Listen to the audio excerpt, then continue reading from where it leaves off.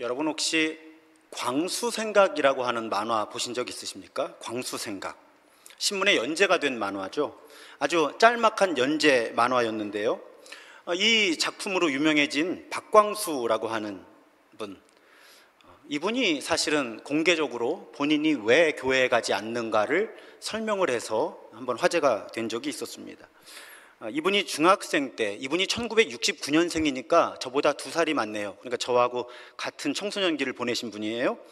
어느 날 이분이 이제 한 3년 정도 청소년부 교회에 출석을 했었죠. 어느 날 교회를 가야 되는데 이제 옷을 입어야 되잖아요. 그래서 자기 옷 중에 가장 멋있다고 생각되는 옷을 입습니다. 제가 동시대 사람이기 때문에 너무 와닿아요.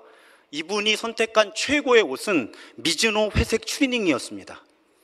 그때 선풍적이었죠. 그 미즈노 회색 추리닝을 입고 교회를 간 거예요. 그런데 목사님이 체육복 입고 교회 왔다고, 체육복 입고 예배하러 왔다고 호통을 치신 겁니다. 분위기가 상상이 되시죠? 그 일이 있고 난 뒤부터 이 박광수 작가가 교회를 거부하게 된 거예요. 그분이 자기 수필집 광수생각 1집에서 이렇게 밝힙니다. 내 딴에는, 이 박광수 씨, 내 딴에는 가장 신경을 쓴 옷이라 어린 마음에 상처를 심하게 받았고 믿음의 형식이 먼저인지 마음이 먼저인지가 궁금해졌다. 그래서 나는 지금 그 이후로 교회에 한 번도 나간 적이 없다. 아마 이 교회 목사님은, 당시 목사님은 복장이 예배자의 자격에 아주 중요한 요소였던 것 같아요. 왜 제가 예배자의 자격이라고 하는 이야기로 설교를 시작하는가 하면요, 오늘 시편 15편 이렇게 시작합니다. 주님, 누가 주님의 장막에서 살 수 있겠습니까? 누가 주님의 거룩한 산에 머무를 수 있겠습니까? 누군가가 질문을 하는 거예요. 성전에서 하나님의 임재 안에서 살아갈 수 있는 자격이 무엇입니까? 근데 여러분, 성전, 하나님의 임재하면 그 공통 분모에 예배가 있죠. 그래서 저는 이 질문을 예배자의 자격이 무엇인가에 대한 질문으로 바꾸어서 오늘 살펴보려고 합니다. 그리고 실제 구약 시대에는 성전의 여러 문마다 정말 문지기가 있었습니다. 그래서 성전에 들어올 자격이 있는지, 부정한 사람이, 자격을 갖추지 못한 사람이 성전에 들어오지 않는지를 심사를 해서 출입을 제한을 했던 거예요. 여러분, 만약에 지금 우리 신도중앙교회에 1층 현관과 혹은 지하 주차장 입구에 문지기가 있어서 여러분의 자격을 확인한다면 무엇을 확인해야 할까요?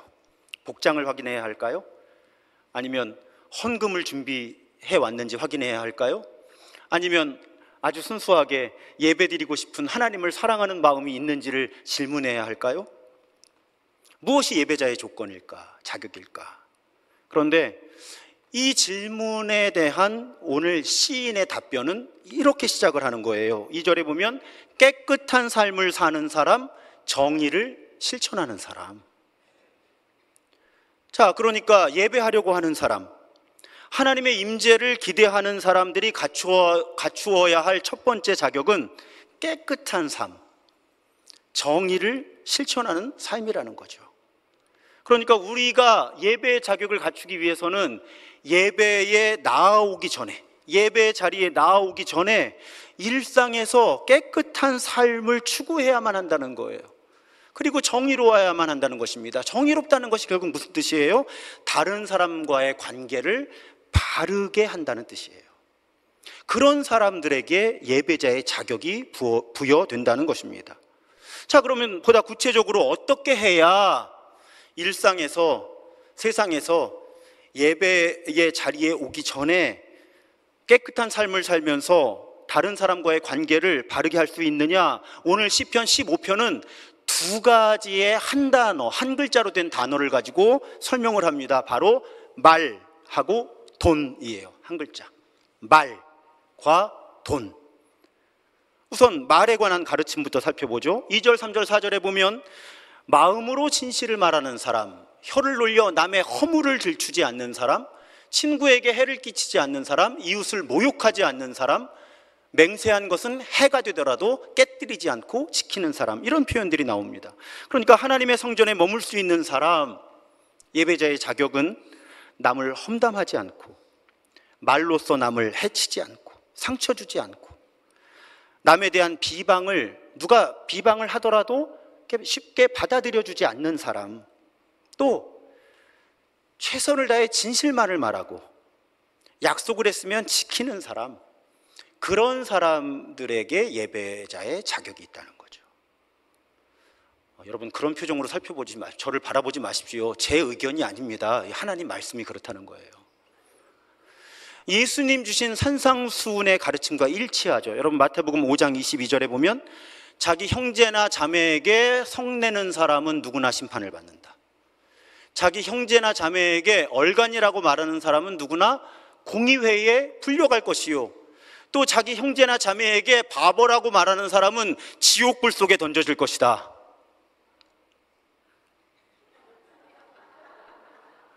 감히 아멘이라고 저는 못하겠습니다.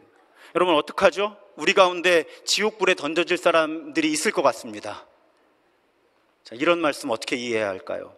그만큼 우리가 하나님의 백성으로 그리스도인으로 살아가는 데 있어서 말이 중요하다는 겁니다. 우리가 어떤 언어를 사용하느냐는 급기야 우리가 예배자의 자격이 있는지 없는지를 결정하고요, 하나님의 임재를, 은혜를 구할 자격이 있는지 없는지에 중요한 영향을 미친다는 거예요. 오죽하면 예수께서 지옥불에 들어가게 되리라 라고 말씀하셨을까요? 말의 문제가 구원의 문제인 거예요.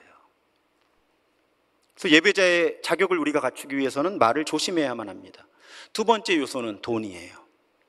5절에 보면 높은 이자를 받으려고 돈을 구워주지 않으며 무죄한 사람을 해칠세라 뇌물을 받지 않는 사람에게 예배자의 자격이 있다는 것입니다. 구약에서 하나님의 백성 사이의 금전 간의 거래는 매우 엄격했습니다. 어려움을 겪는 이웃을 도와주는 것이 사실은 누군가와 금전 거래를 하는 제일 중요한 목표고요, 그럴 때 이자가 금지가 되죠. 레위기 25장의 가르침입니다. 너희 동족 가운데 아주 가난해서 도저히 자기 힘만으로는 살아갈 수 없는 사람이 너희 곁에 있으면 너희가 그를 돌보아 줄 의무가 있다. 의무가 있다. 그에게서 이자를 받아도 안 되고 어떤 이익을 남기려고 해서도 안 된다. 너희가 하나님 두려운 줄을 안다면, 이 표현이 중요해요.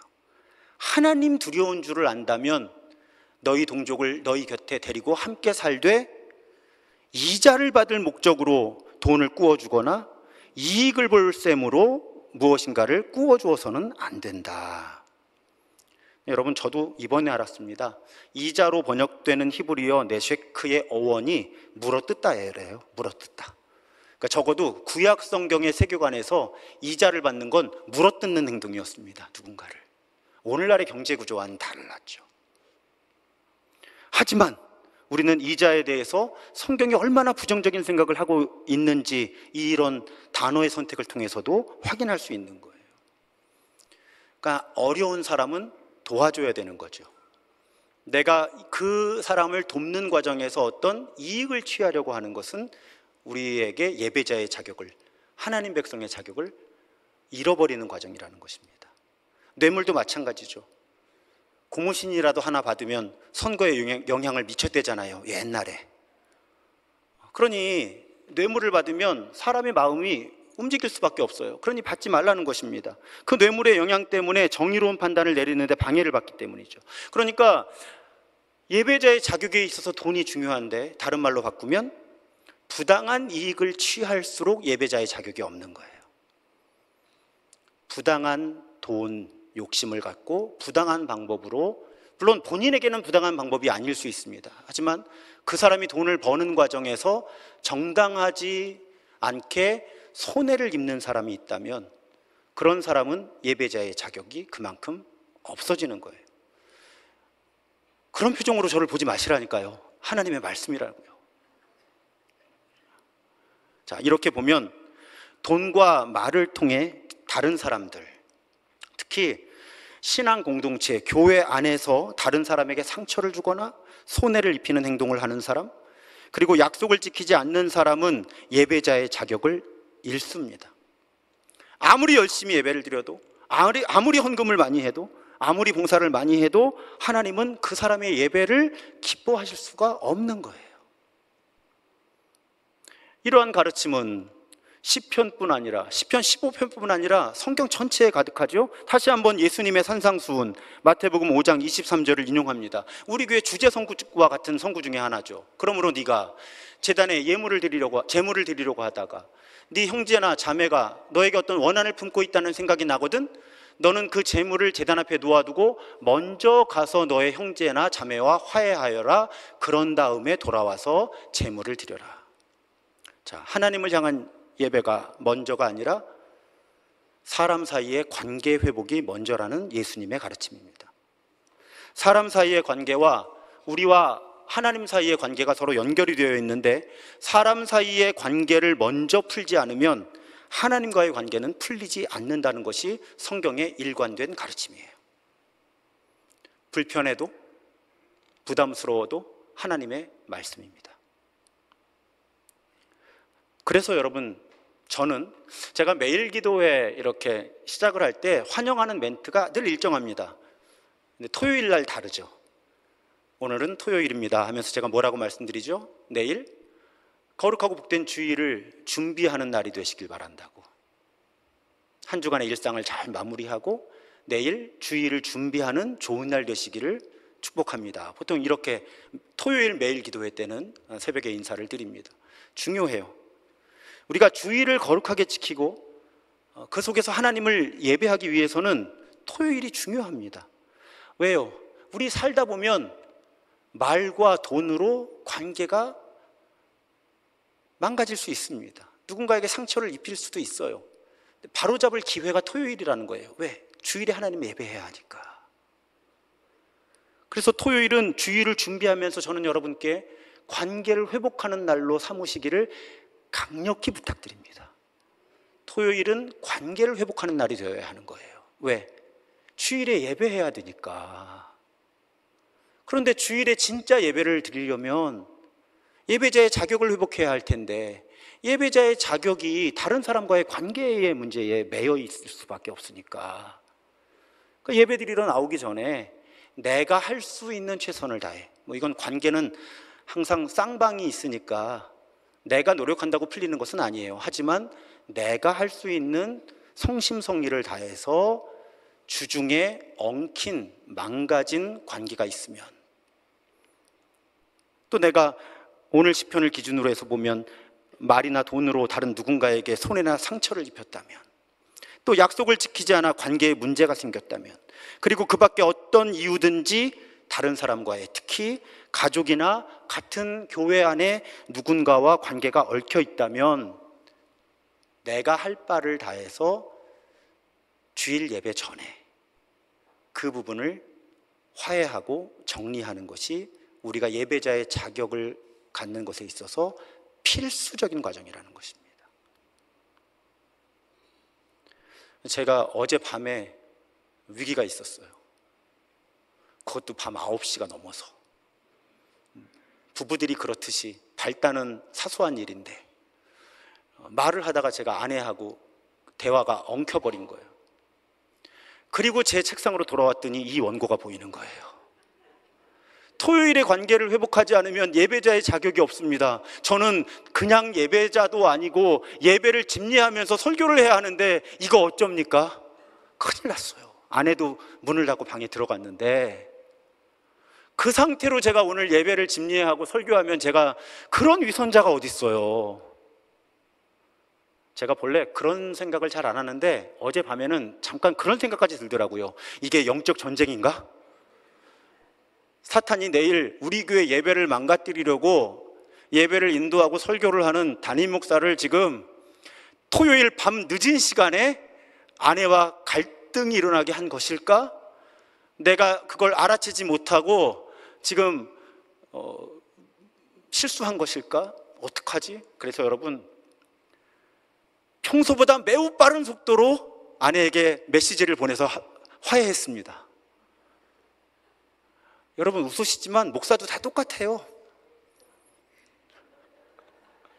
그래서 평소 같으면 아마 오늘 주일이 아니었고 오늘 설교가 이런 내용이 아니었으면 오늘 오전까지는 제가 좀 꽁한 상태로 있었을지 모르겠습니다. 아내가 먼저 사과하기를 기대하면서. 어제는 이 메시지를 준비를 원고를 써놓고 이걸 읽는 과정에서 그 일이 일어난 거예요. 외우는 과정에서. 아내에게 이제 제가 왜 화가 났는지를 설명하고 아내도 받아들여주고 해서 어젯밤에 잠자리에 드는데 감사 기도가 나오더라고요. 하나님, 제가 위선자가 되지 않게 해주셔서 감사합니다. 그런 거예요. 사실 토요일 날은 그래서 조심을 많이 하거든요. 제가 주일 예배를 집례하면서 특히 설교하면서 제 안에 걸림돌이 최소화되게 하기 위해서 어젯밤에 제가 그런 일을 겪기도 했습니다. 그러니 우리가 예배자의 자격을 갖추려면 깨끗한 삶, 예배드리기 전에 특히 말과 돈으로 다른 사람에게 손해나 상처를 입혀서는 안 된다. 자, 그 가르침을 조금 넘어서면요, 오늘 시편 15편에는 그렇게 우리가 예배자의 자격을 지켜나가기 위해서 보다 장기적으로 가져야 할 영적 습관 하나가 더 소개됩니다. 질문을 하나 드리려고 그래요. 혹시 지금 메모하시던 분들은 메모해 보셔도 되고 그냥 생각만 하셔도 됩니다. 여러분이 가장 존경하는 사람 세 사람의 이름을 떠올려 보세요.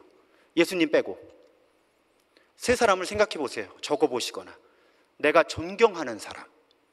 여러분, 존경하는 사람이에요. 부러워하는 사람이 아니고요. 존경하는 것과 부러워하는 건 다릅니다. 우리가 어떤 사람의 소유나 성취를 부러워하는 것은 그냥 그 소유나 성취를 부러워하는 거예요. 그 사람을 존경하는 건 아니죠. 우리가 어떤 사람을 존경한다는 건 어떤 뜻이에요? 그 사람처럼 되고 싶은 거예요. 그 사람처럼 살고 싶은 거예요. 자, 이만큼 시간을 드렸습니다. 떠올리셨어요? 세 사람? 내가 존경하는 세 사람. 자, 그 가운데 그리스도인이 몇 사람입니까? 어떤 분에게는 세 사람 다일 수도 있고, 어떤 분은 웁스, 한 사람도 없네? 그러실 수도 있어요. 혹은 그 세 분의 공통점이 무엇입니까? 자, 내가 세 사람을 떠올렸어요. 그 세 사람의 공통점이 있나요? 어떤 공통점이 있을까요? 이 원고를 쓰면서 지난주에 제가 안 해봤겠습니까? 항상 저는 저를 실험하죠. 저도 이 부분에서 써본 거예요. 그 당시 그 순간에 제가 썼던 이름 셋은 장기려, 김장하, 독일의 디트리 보네퍼, 이렇게 세 사람이었어요. 그리고 이제 방금 여러분에게 던졌던 질문을 원고에 쓴 거죠. 그리스도인이 몇 사람이냐? 그 다음에 공통점이 무엇이냐? 그리고 제가 이 세 분의 공통점은 자발적인 고생을 추구한 분들이었습니다. 자발적인 가난을 추구한 분들이었고요. 심지어 보네퍼 목사님은 정의를 위해서 목숨을 버리는 사람이었어요. 갑자기 식은땀이 흘렀습니다. 내가 왜 이런 분들을 존경할까? 큰 교회 목사님들을 존경할 걸. 근데 여러분, 사실 우리가 어떤 사람을 존경하는지는 우리가 어떤 사람을 닮고 싶은지, 어떤 사람처럼 되고 싶은지, 사실은 이 부분은 내가 어떤 사람이고 어떤 삶을 추구하고 있는지에 대한 많은 이야기를 들려줍니다, 우리에게. 혹시 가족들이 같이 지금 예배를 드리시면 이 주제 가지고 오늘 대화를 나눠보시면 참 좋을 것 같아요. 내가 존경하는 사람들은 이런 사람들, 오늘 말씀을 들으면서 생각해 보니까 이런 공통점이 있고, 내가 이런 사람들을 왜 존경하고, 이 생각 속에서 나는 내가 어떤 사람인 걸 깨달았다. 제가 왜 이런 말씀을 드리는가 하면, 박노해의 걷는 독서에 보니까 이런 글이 있더라고요. 그가 무엇을 바라보는가, 그가 누구를 바라보는가, 사람은 그가 바라보는 대로 되어간다는 거예요. 우리 큰바위 얼굴이라는 소설도 있잖아요. 우리가 바라보는 것이 중요하다는 거예요. 무엇을 바라보는가, 누구를 바라보는가에 따라서 우리가 어떤 사람이 되어가느냐가 결정이 된다는 겁니다. 근데 오늘 시편에 그 가르침이 있는 거예요. 오늘 4절에 보면, 자, 어떤 사람에게 예배자의 자격이 있느냐? 하나님을 업신여기는 자를 경멸하고 주님을 두려워하는 사람을 존경하는 사람에게 예배자의 자격이 있다는 거예요. 그래서 여러분, 우리가 하나님을 경외하는 사람들, 하나님 뜻에 따라 살아가려고 애쓰는 사람들을 존경할수록 우리도 하나님을 경외하는 사람들이 되어 가는 거죠. 그런 사람들이 하나님을 예배할 수 있는 예배자의 자격을 갖추는 거예요. 미국의 목회자이자 저술가였던 A.W. 토저 목사님, 제가 자주 인용하죠. 하나님의 말씀을 듣는 그 사람의 말을 들어라. 하나님의 말씀을 듣는 그 사람의 말을 들어라. 여러분, 우리는 하나님을 바라보는 사람을 바라볼 때 하나님을 바라보게 되고요, 하나님의 말씀을 듣는 사람의 말을 들을 때 하나님의 말씀을 듣게 되는 거예요. 물론 직접 하나님을 바라봐야 하고 하나님의 음성에 귀를 기울여야 합니다. 하지만 모든 순간 모든 상황 속에서 하나님을 볼 수 있는 사람 많지 않고요, 모든 순간 모든 상황 속에서 하나님의 음성을 들을 수 있는 사람들도 많지 않아요. 방법은 하나님을 바라보는 사람을 바라보면서 하나님을 바라보는 거예요. 하나님 음성에, 하나님 말씀에, 하나님 뜻에 귀를 기울이는 사람을 통해서 하나님의 음성을 듣는 것입니다. 그래서 우리가 좋은 책을 읽어야 되는 거죠. 왜? 좋은 책에는 하나님을 바라본 사람의 이야기가 있죠. 또 하나님의 음성에 귀를 기울이는 사람의 이야기가 있어요. 그래서 우리가 좋은 책을 통해서 하나님을 바라볼 수 있게 되고 하나님의 음성을 들을 수 있는 거예요. 하지만 보다 근본적으로 여러분, 교회가 그런 곳이 되어야 합니다. 하나님을 바라보려고 애쓰는 사람들, 하나님의 말씀의 음성에 귀를 기울이려고 하는 사람들이 많아야 해요, 교회는. 그래서 그런 사람들만 있을 수는 없어요. 또 어떤 때 컨디션이 좋을 때가 있고 슬럼프가 있어요. 그런데 교회에 하나님을 바라보려고 하는 의도, 하나님의 음성에 귀를 기울이려고 하는 의도가 그 마음에 튼튼하게 중심에 잡혀 있는 사람들이 많으면 많을수록 우리는 내 주변, 우리 공동체 안에 다른 사람을 통해서 하나님을 바라볼 수 있게 되고, 우리 공동체 안에 다른 사람을 통해서 하나님의 음성, 하나님의 말씀을 들을 수 있는 기회들이 늘어나는 거죠. 교회는 그런 곳이 되어야 하는 거예요. 제가 지난주에도 우리가 함께 예수를 닮아가고 함께 예수의 일을 하는 공동체가 되려면 말씀과 삶이 부딪히는 대화를 나누는, 정기적으로 만나서 서로의 영적인 성숙에 대한 연대의 의식을 가지고 끈질긴 대화를 나누는 모임이 필요하다고 말씀을 드렸잖아요. 그런 모임을 통해서 우리는 하나님을 보게 되고 하나님의 음성, 하나님의 뜻을 듣게 되는 거죠. 교회에 그런 것을 추구하지 않는, 하나님을 추구하지 않는 사람들이 늘어나면 함께 무너지는 겁니다. 이름은 교회인데 세속화되는 거죠. 하나님을 바라보려고 하는 사람들이 별로 없어요. 하나님의 음성에 귀를 기울이려고 하는 사람들이 없어집니다. 그럼 어떻게 돼요? 하나님을 바라보고 싶은데, 하나님의 말씀을 듣고 싶은데 하는 사람들이 외로워지는 거예요. 그러면서 교회를 떠나게 되는 거죠. 교회에 다른 재미 필요합니다만 교회의 다른 재미는 한참 우선순위가 밀려가야 하는 거예요. 교회의 다른 즐거움은 한참 우선순위가 밀려가야 하는 겁니다. 굳이 교회로 모이는 이유는 함께 하나님을 바라보기 위해서예요. 함께 하나님의 음성을 듣기 위해서 그런 거예요. 다른 즐거움을 추구할 수 있는 모임은 교회 밖에도 많습니다. 그래서 우리 교회는 하나님을 바라보려고 애쓰는 사람들이 계셔서 그 사람들을 통해서 다른 누군가도 하나님을 바라볼 수 있고, 하나님의 음성, 하나님의 말씀에 귀를 기울이고 살려고 애쓰는 사람들이 많아서 그런 사람들을 통해서 하나님의 말씀이 선포되는 그런 교회가 더욱 되어야 할 줄로 믿습니다.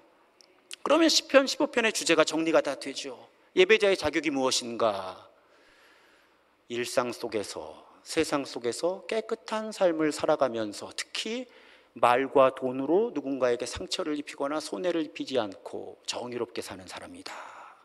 하나님과의 관계를 생각하기 이전에 먼저 사람 사이의 관계를 보호하고 회복시킬 줄 아는 사람이다.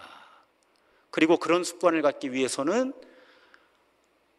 하나님을 바라보려 애쓰는 사람을 바라볼 수 있고, 하나님의 음성에 귀를 기울일 줄 아는 사람들을 곁에 두려고 하는 그런 영적인 습관, 삶의 방식을 갖는 것이 중요하다. 그러면 시편 15편이 정리가 끝납니다. 그런데 이 시편 15편하고 함께 울리는 아주 비슷한 질문을 하는 예언서가 있어서 그 말씀을 마지막으로 전하고 싶어요. 미가 6장입니다.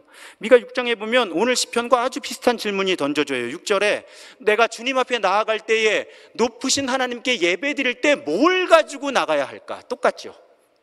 예배자의 자격입니다. 뭘 가지고 나가야 도대체 내가 예배자의 자격을 갖춘 건가? 아니, 이 질문을 던진 사람은 되게 진지합니다. 굉장히 진지해요. 그리고 많은 것을 헌신할 각오가 되어 있는 사람이에요. 그래서 어떤 생각을 하는가 하면 1년 된 송아지를 가지고 가면 내가 예배자의 자격을 갖춘 것일까? 그러다 스케일이 커집니다. 수천 마리의 양떼를 끌고 가면 하나님이 기뻐하시겠지. 게다가 올리브 기름 귀하니까 강줄기를 채울 만큼 올리브 기름을 가져가면 주님께서 기뻐하시겠지. 그러다 생각이 오버해요. 한계를 넘어섭니다. 심지어 어떤 생각까지 하는가 하면 내 맏아들을 제물로 바치면 하나님이 기뻐하시겠지까지 가는 거예요. 내 맏아들을 제물로 드리면, 자, 그렇게 고민을 해요. 뭘 가지고 예배를 하러 가면 하나님이 기뻐하실까? 그런데 주님의 말씀은 이 사람의 관심과 전혀 다릅니다. 8절에 보면 너 사람아, 주님께서 너에게 요구하시는 것이 무엇인지 이미 말씀하셨지 않느냐? 오로지 공의를 실천하며, 인자, 헤세드예요. 자비, 변함없는 신실한 자비, 사랑. 그러니까 인자를 사랑하며 네가 하나님 되려고 하지 말고 겸손히 너의 하나님과 그 뜻에 따라서 함께 행하는 것이 아니겠느냐. 자, 질문은 뭘 가지고 예배를 나가는 게 예배자의 자격입니까? 아들이라도 바쳐서 제물로 드릴 마음이 저에게 있습니다. 질문은 그거였어요. 그런데 하나님의 대답은 너 사람아, 정의롭게 살아. 사랑하며 살아. 그리고 네가 하나님 되려고 그러지 말고 하나님을 하나님으로 여기고 그 하나님 뜻에 따라 살아. 그게 예배자의 자격이야. 자, 시편 15편뿐 아니라 미가 6장 역시 같은 울림을 우리에게 주죠. 사랑하는 여러분, 아마 지금 예배당에서 또 온라인으로 예배하시는 분들 아마 평생 예배자로 살아가실 거예요. 특히 오늘 어린이들, 청소년들, 청년들이 많이 있기 때문에 오늘 이 설교를 준비했어요. 우리 어린이 청소년 여러분, 예배할 때, 하나님을 예배할 때 필요한 것은 평소에 정의롭게 사는 것, 사랑하며 사는 것, 그리고 우리에게는 창조주 하나님이 계시다고 믿고 그 하나님 뜻에 따라 사는 삶이 가장 의미 있고 재미있다고 믿으며 그렇게 살아가는 사람에게 예배자의 자격이 부여됩니다. 엄마, 아빠, 할머니, 할아버지가 그렇지 않거든 꼭 집에서 일러주세요. 엄마, 아빠, 할머니, 할아버지 지난번에 말씀 들었잖아. 예배를 드리려면 이렇게 해야 된다고, 이것이 예배자의 자격이라고 여러분 목사님께 말씀 들었잖아. 근데 오늘 토요일인데 왜 싸워? 우리 어린이 청소년들, 청년들이 가정에서 이런 대화 나눠주면 좋겠어요. 엄마, 아빠, 할머니, 할아버지들하고. 그렇게 우리 일상 속에서 공의를 실천하고 인자를 베풀며 그렇게 겸손하게 하나님 뜻대로 살아가면서 정말 진정한 예배자로 우리 하나님의 이름을 높이는 예배자들로 살아갈 수 있게 되기를 주님의 이름으로 축복합니다.